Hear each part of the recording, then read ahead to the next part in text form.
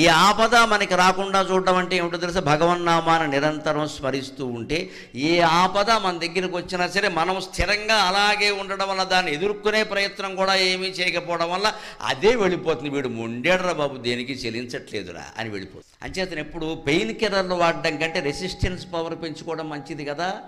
ఆపద వచ్చినప్పుడు దైవ ప్రార్థన చేయడం కంటే నిరంతర స్మరణ చేయడం ఎప్పుడూ మంచిది.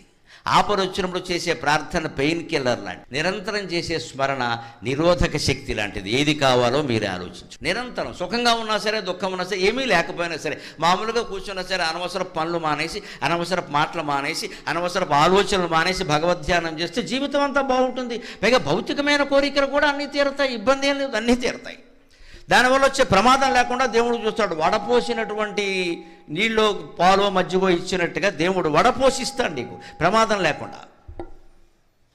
అది నతాదిగా.